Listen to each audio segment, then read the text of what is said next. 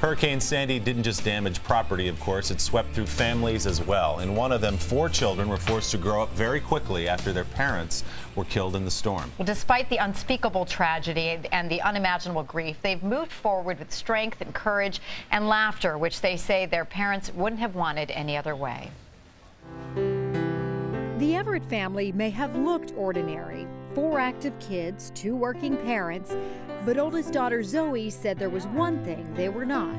No, not by any means. My family was not the traditional family. Busy family, 4 kids. Yeah, kind of a cheaper by the dozen moment without the dozen. It was kind of just like a crazy household, but somehow it worked. 19-year-old Zoe, a sophomore at Rutgers University.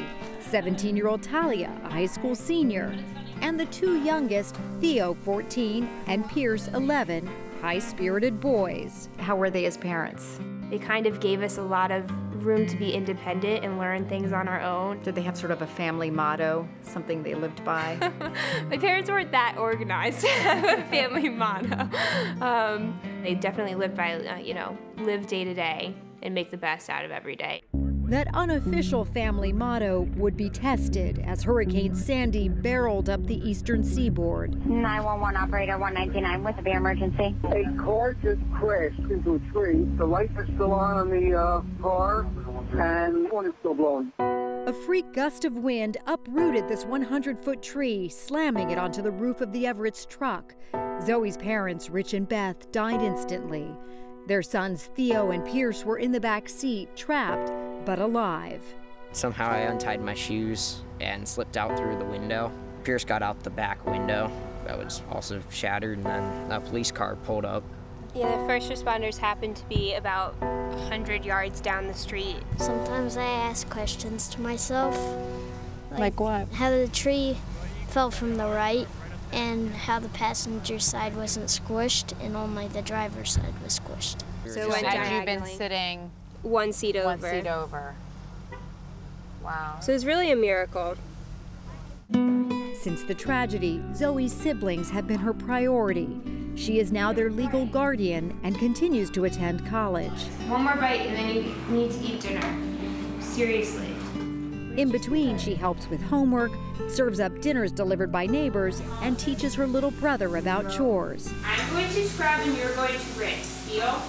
How do you think your parents, wherever they are, if they're looking down and seeing how you guys are doing today, what do you think they would say? I think that they would say that we're being as strong as we can and that we're doing a lot better than how other people would react in this situation. And that Zoe's probably doing a fantastic job and exactly what they want her to do. To be very proud, I'm sure.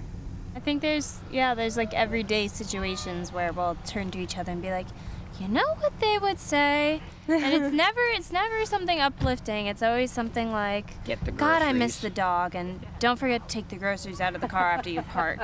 And Mom would kill me for buying this expensive loaf of bread. Like, I can't believe I'm doing this right now.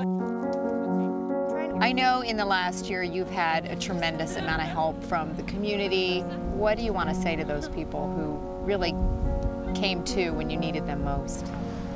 Thank you, because they sent us food and they helped us out to get through some pretty bad times there, right?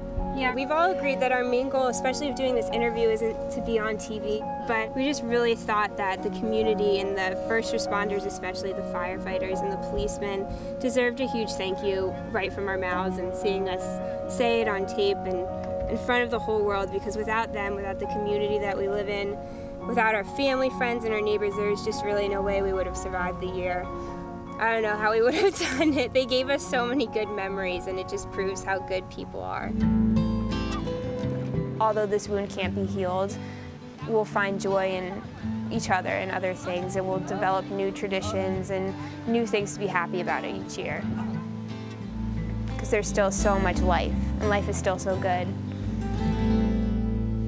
Amazing group of kids, Zoe, Talia, Theo, and Pierce, as you see, all doing so well. They've received counseling, they're happy, they're thriving, their neighbors still pitching in. They've become sort of like surrogate family to them, bringing meals every night to help them out. And a testament to their strength, they've actually decided to spend this anniversary doing something that their family used to love doing all together. They're going to go and play paintball. So it's incredible group of kids. You asked the question, can you imagine how proud the parents would be? Gosh. I'm proud of them, and I just met them on television. What an incredible group of children. I mean, it really is remarkable, and it makes you think as a parent, like, it's your worst thought, but, you know, to see how these kids, how resilient they are, it's really amazing. 19-year-old Zoe suddenly kind of becomes a mother in addition to everything else. Absolutely.